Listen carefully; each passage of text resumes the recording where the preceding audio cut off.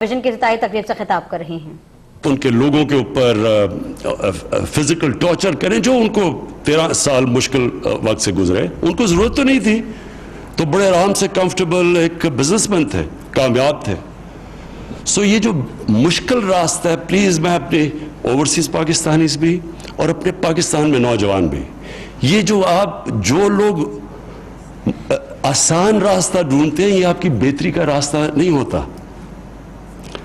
इसलिए मेरी जिंदगी में जिन लोगों ने बड़े काम किए हैं, उन्होंने हमेशा मुश्किल रास्ता यानी बड़े फैसले किए हैं। बड़ा फैसला क्या होता है? बड़ा फैसला वो होता है जिसमें रिस्क होती है, इसलिए बड़ा फैसला, नहीं तो सब कर लें। तो जिन्होंने भी आज तक जिंदगी में ऊपर पहुंचे हैं, बड़े फैसले किए, इसलिए मैं आप दोनों को दाद देता हूं और मैं आपको ये आज दोनों को आपको कहता हूं, वक्त साबित करेगा कि ये जो आपने फैसला किया, एक टाइम पे आप जाके रियलाइज करेंगे कि ये आपकी जिंदगी का एक वाटरशेड था, एक टर्निंग पॉइंट था जिंदगी में।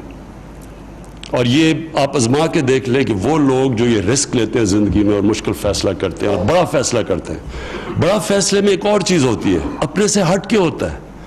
जो छोटा फैसला होता है वो जात के ऊपर होता है, सेल्फिश होता है, अपनी, मेरी जात, मेरी जिंदगी, मेरी तनख्वाह। जो बड़ा फैसला होता है वो फिर आप इंसानियत का सोचते हैं, जो कि अल्लाह के सारे पैगंबरों ने सोचा था। अब जो आज डिजिटल पाकिस्तान है, मुझे इसके ऊपर पहले तवज्जो देनी चाहिए थी। ये पाकिस्तान के और ख़ास तौर पे हमारे यूथ के लिए ये सबसे इम्पोर्टेंट चीज़ है, क्योंकि ये दुनिया अब इस तरफ जा रही है और हम आगे पीछे रह गए इसमें से। और जब मेरी गवर्नमेंट आई तो उसूलन तो मुझे शुरू में इसके ऊपर तवज्जो देनी चाहिए थी, लेकिन आप सब जानते हैं और मेरे से सुन सुन के भी तंग आ गए होंगे कि बड़ा मुश्किल वक्त मिला हमें। और ये आप 5 साल मेरे से सुनते रहेंगे। 5 साल आप मेरे से सुनेंगे कितना बड़ा खसारा मिला हमें। करंट अकाउंट डेफिसिट में मैं सारे लोगों को बता चुका हूं, पहले तो किसी को पता ही नहीं था करंट अकाउंट डेफिसिट क्या है। 5 साल के बाद बच्चे को पता होगा कि करंट अकाउंट डेफिसिट क्या होता है, जिसको हमने सरप्लस में कर दिया। और फिर फिस्कल डेफिसिट यानी आमदनी और खर्चे में जो खसारा था वो हमें तारीखी मिला। फिर सारे इदारे डेफिसिट में थे, एक गवर्नमेंट का इदारा नहीं था जिसमें रिकॉर्ड डेफिसिट नहीं था। और उसके अलावा जो सबसे बड़ा प्रॉब्लम था, हमारे रुपए के ऊपर प्रेशर था, जो अभी रजा बाकिर ने बात की, कि जब आपके रुपए के ऊपर प्रेशर पड़ता है, क्योंकि आपके जो डॉलर अंदर आ रहे हैं वो कम है और आपके जो मुल्क से बाहर डॉलर जा रहे हैं, ख़ास तौर पे लंदन और बड़े बड़े घरों पे वो ज़्यादा हैं, बाहर जा रहे हैं, तो वो जो खसारा होता है वो सबसे बड़ा उसका प्रेशर पड़ता है रुपए पे। और जब रुपया प्रेशर में आता है और जब रुपया गिरना शुरू होता है, तो फिर पिछली गवर्नमेंट्स अपने फॉरेन एक्सचेंज से पैसा खर्च करती थी रुपए को आर्टिफिशियली ऊपर रखने का, मसनूई तौर पे। उसका नतीजा ये हुआ कि हमारा फॉरेन एक्सचेंज जो बड़े आगे ही खसारा था, तो जो हमारे रिजर्व्स थे वो हमने खर्च कर दिए रुपए के ऊपर। तो जब हमें जो सबसे बड़ा हमारा मसला था कि हमारे रुपए के ऊपर रन ना हो जाए, यानी 200 से 250 पे 300 पे भी जा सकता था, हमारे पास तो पैसे नहीं थे रोकने के लिए। तो ये बहुत बड़ा चैलेंज था और सारी मेरी तवज्जो, मैं शुरू में तो नहीं समझ रहा था कि इसके ऊपर होगी, लेकिन सारी तवज्जो फिर लग गई मेरी एज प्राइम मिनिस्टर कि इकोनॉमी को स्टेबलाइज किया जाए। जब तक रुपया स्टेबल नहीं होता, इन्वेस्टमेंट नहीं आती। कौन डॉलर को कन्वर्ट करके रुपए में देगा कि अगर रुपया और गिरना है नीचे? तो वो जो स्टेबलाइजेशन पीरियड थी वो हमारे ऊपर बड़ा प्रेशर था।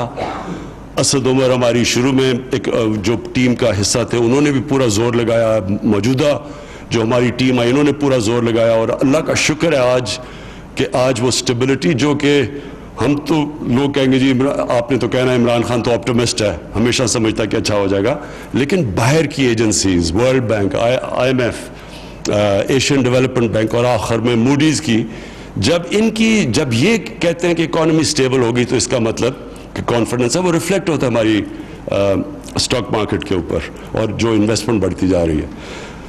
तो अब हमारी पूरी तवज्जो होगी इसके ऊपर, तानिया का, और जो ये जो प्रोजेक्ट आप डिजिटल पाकिस्तान प्रोजेक्ट, इसके ऊपर पूरा जोर लगाएंगे।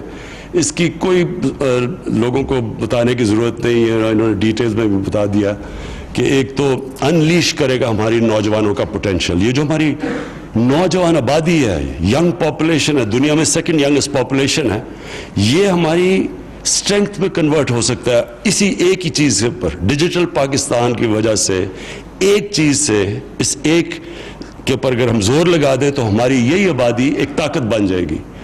ख्वातीन इसके अंदर पूरी तरह कंट्रीब्यूट कर सकती हैं, नौकरियां मिल सकती हैं, अपनी स्टैंडर्ड ऑफ लिविंग। ख्वातीन ये देख लें, तानिया को देख लें, तो ये एक बहुत बड़ी अपॉर्चुनिटी है अगर अब हम इसका पूरा फ़ायदा उठाएं, और इंशाअल्लाह अब से हम इसका पूरा फ़ायदा उठाएंगे। जो दूसरा इसका जो हमारे लिए सबसे इंपॉर्टेंट है, ई गवर्नेंस। ई गवर्नेंस इसलिए इंपॉर्टेंट है कि पाकिस्तान का जो करप्शन है एक एंडेमिक, यानी एक नीचे तक पहुंच चुकी है। ऊपर करप्शन हमेशा ऊपर से शुरू होती है, जो ऊपर से शुरू हुई वो तो बाहर चले गए हैं, वो पहुंच गई अब नीचे तक। और हमारा सबसे बड़ा, हमारी कोशिश होगी कि ये अपनी ई गवर्नेंस से, क्योंकि ये सबसे बेहतरीन तरीका है करप्शन ख़त्म करने का, उनकी ज़िंदगी आसान करने का। गवर्नमेंट के साथ जब अवाम का ताल्लुक होता है तो उनके लिए आसानी पैदा हो जाती है। जिस तरह तानिया ने कहा, लाइनों में नहीं खड़ा होना पड़ता, दुनिया भी इतनी तेज़ी से आगे जा रही है, आखिर में आपके मोबाइल फ़ोन के ऊपर ही सब कुछ हो जाएगा। ये सबसे बड़ी इसकी अवाम की ज़िंदगी आसान करने के लिए ई गवर्नेंस है। हमने शौकत खानम में ई गवर्नेंस हम आज से 19 साल पहले लेके आए। उसका फ़ायदा क्या हुआ कि क्योंकि पर्चियाँ ख़त्म हो गई, सारी जो छोटी मोटी जो पिलफरेज होती थी सब ख़त्म हो गई। और वो तो हमने अपनी आंखों से देखा कि एक इदारे के अंदर जैसे ही ई गवर्नेंस आई, इदारा चेंज हो गया और बेहतर हो गई गवर्नेंस। वो ही कोशिश कर रहे हैं हम गवर्नमेंट में, लेकिन मुझे अफसोस से कहना पड़ता है कि बड़ी रेजिस्टेंस आ रही है। हमारे जो डिपार्टमेंट्स हैं, हम पूरा जोर लगाते हैं, लेकिन पूरी कोशिश कर रहे हैं रोकने के लिए, लेकिन मैं उनको मायूस नहीं करना चाहता, लेकिन आप ज़्यादा देर रोक नहीं सकेंगे।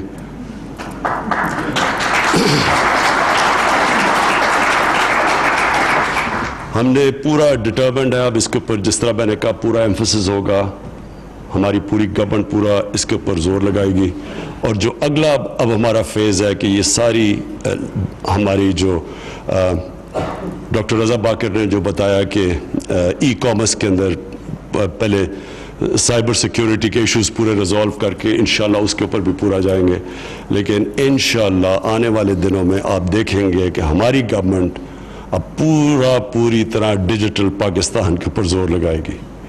मैं आपको फिर तानिया आपको भी और रज़ा आपको भी मुबारक देता हूँ।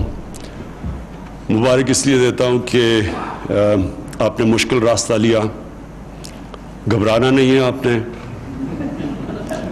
मैं जब मैंने ख़िताब किया तो मैंने कौम से कहा आपने घबराना नहीं है, और मुझे अफसोस है कि कई बड़े घबरा गए थे बीच में, अभी भी घबराए हुए हैं, लेकिन कोई फिक्र ना करें, इंशाअल्लाह ये जो अब पाकिस्तान का जो आने वाला दौर है, ये बड़ा एक्साइटिंग दौर है। ये बड़ा एक्साइटिंग दौर इसलिए है कि आहिस्ता आहिस्ता हमें भी समझ आ गई है गवर्नेंस में क्या क्या प्रॉब्लम्स थे। आपने देखा होगा पंजाब के अंदर एक ब्लड बाथ हो गई है तबादलों की, और ये जो चेंजेस हैं ये सीखते रहे, जैसे जैसे हमें पता चलता जा रहा है, हमारी टीमें बन रही हैं, और आप देखते रहेंगे कि ये क्वांटम लीप हम इस मुल्क को आगे लेके जाएंगे। सबसे बड़ी मुझे खुशी ये है कि पाकिस्तान इस वक्त इंटरनेशनली रेलेवेंट हो गया। कहाँ हमारा एक वन पॉइंट होता था कि पाकिस्तान को पैसे दो और किसी की जंग लड़े, और कहाँ आज पाकिस्तान पीस मेकर दुनिया में बन गया। दुनिया के मुल्कों में जो आपस में लड़ाई है उनको इकट्ठा कर रहा है, और ख़ास तौर पे इंशाअल्लाह उम्मा को हम इकट्ठा करने में अपना पूरा रोल अदा करेंगे।